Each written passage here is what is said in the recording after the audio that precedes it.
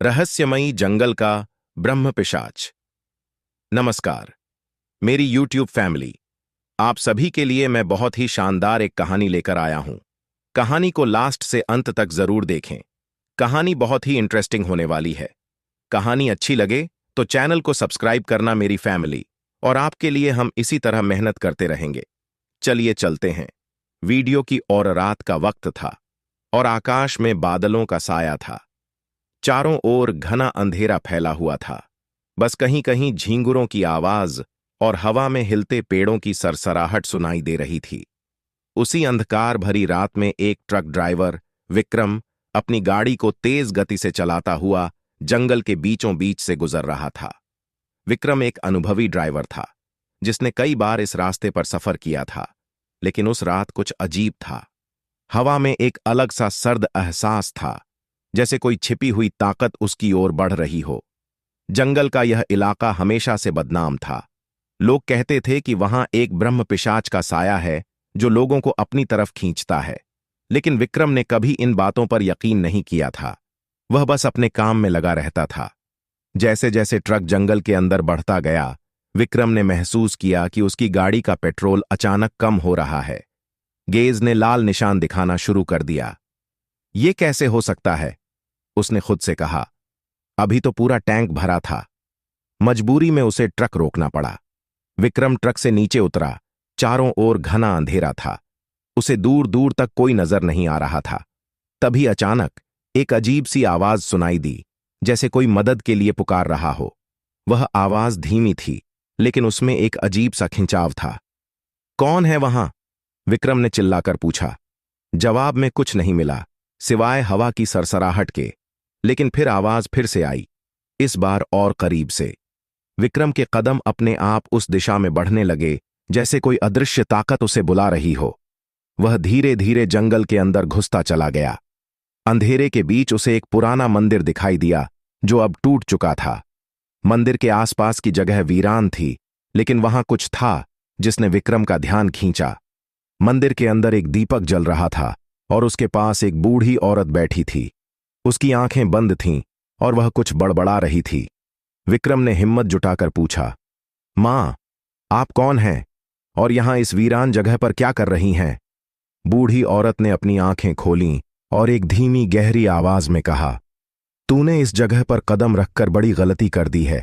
यहां ब्रह्म पिशाच का वास है। वो उन लोगों को अपना शिकार बनाता है जो उसकी इजाजत के बिना इस जंगल में घुसते हैं। अब तुझे भी उसका शिकार बनना पड़ेगा। विक्रम को यह सुनकर धक्का लगा।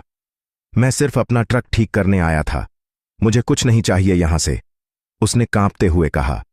बुढ़िया हंसी, एक डरावनी हंसी, और बोली, अब बहुत देर हो चुकी है। ब्रह्म पिशाच को केवल एक ही चीज चाहिए, वो है एक मासूम की आत्मा। अगर तुझे अपनी जान बचानी है तो तुझे किसी और को उसकी जगह देनी होगी। विक्रम के दिल की धड़कनें तेज हो गईं। उसे समझ नहीं आया कि वह क्या करे। तभी एक परछाई मंदिर के बाहर से आती हुई दिखाई दी। वह एक औरत की थी, सफेद साड़ी में लिपटी हुई। उसकी आंखें लाल थीं और उसके चेहरे पर एक अजीब सी मुस्कान थी। वह धीरे धीरे विक्रम की ओर बढ़ रही थी। विक्रम के पसीने छूटने लगे। वह जानता था कि यही ब्रह्म पिशाच है। मुझे यहां से निकलना होगा, उसने खुद से कहा और तेजी से मंदिर के बाहर की ओर दौड़ पड़ा। लेकिन जैसे ही वह बाहर पहुंचा, ब्रह्म पिशाच ने उसे घेर लिया। उसके पास बचने का कोई रास्ता नहीं था।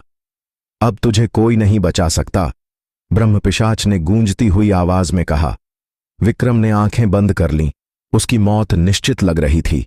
तभी अचानक से हवा में एक तेज प्रकाश फैल गया। विक्रम ने आंखें खोलीं तो देखा कि सामने एक साधु खड़ा था, जिसके हाथ में एक त्रिशूल था। उसकी आंखों में शक्ति थी और उसके चेहरे पर तेजस्विता। रुक जा, साधु ने गुस्से में चिल्लाया। ब्रह्म पिशाच ठिठक गया। यह व्यक्ति निर्दोष है।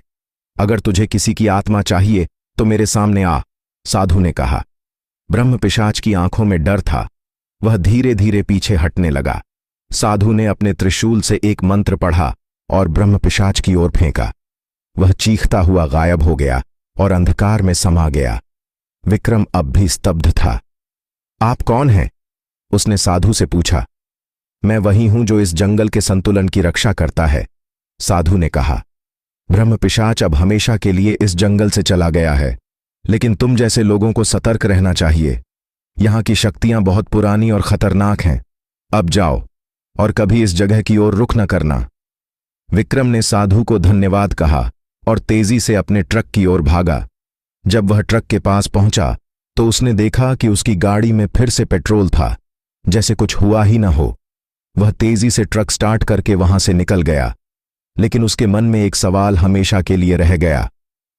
आखिर वह साधु कौन था, और क्या सच में ब्रह्म पिशाच पूरी तरह से खत्म हो चुका था?